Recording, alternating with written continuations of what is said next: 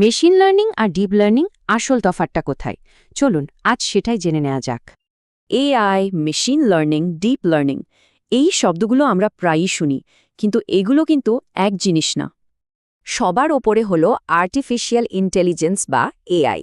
সোজা কথায় বুদ্ধিমান মেশিন তৈরির বড় ধারণাটাই এটা।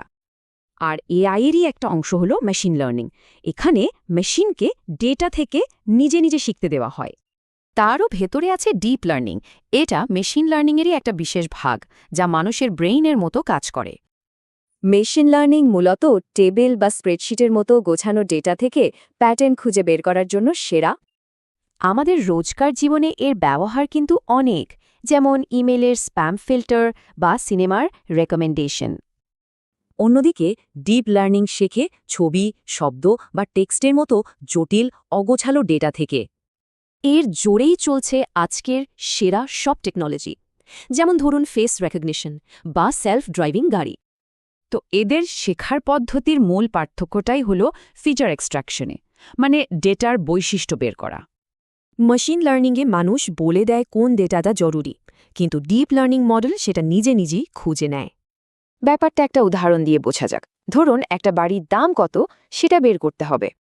মেশিন লার্নিং মডেলে বাড়ির সাইজ, রুম সংখ্যা এগুলো বলে দিতে হয়। ডিপ লার্নিং শুধু ছবি দেখেই সব বুঝে নেয়। চলুন এবার দেখি ডেটা বা হার্ডওয়্যারের দিক থেকে এই দুটো প্রযুক্তির মধ্যে কি কি তফাৎ রয়েছে। মেশিন লার্নিং কিন্তু কম ডেটা নিয়েও বেশ ভালো কাজ করে, তবে একটা পর্যায় পর এর পারফরম্যান্স আর বাড়ে না। কিন্তু ডিপ লার্নিংয়ের আসল ক্ষমতা দেখতে হলে প্রচুর, মানে বিশাল পরিমাণ ডেটা লাগে। আর এই বিশাল ডেটা প্রসেস করার জন্য সাধারণ কম্পিউটার যথেষ্ট নয়, দরকার হয় জিপিইউর মতো শক্তিশালী হার্ডওয়্যার। তাহলে প্রশ্ন হল, কোনটার ব্যবহার কখন করা উচিত? এটা নির্ভর করে আমাদের কাজের ধরনের ওপর। সহজ কথায়, ডেটা কম হলে আর সিদ্ধান্তের ব্যাখ্যা লাগলে মেশিন লার্নিং ভালো, আর বেশি ডেটা থাকলে ডিপ লার্নিং। কিন্তু ডিপ লার্নিংয়ের একটা বড় সমস্যা আছে, মডেলটা কিভাবে সিদ্ধান্ত নিচ্ছে সেটা বোঝা প্রায় অসম্ভব। এই ব্ল্যাক বক্স সমস্যাটার কারণে অনেক গুরুত্বপূর্ণ জায়গায় এর ব্যবহার বেশ ঝুঁকিপূর্ণ হয়ে ওঠে। এতেই একটা বড় প্রশ্ন চলে আসে যে মেশিন নিজের সিদ্ধান্তের কারণ বলতে পারে না, তার বুদ্ধিমত্তা কি ভরসাযোগ্য?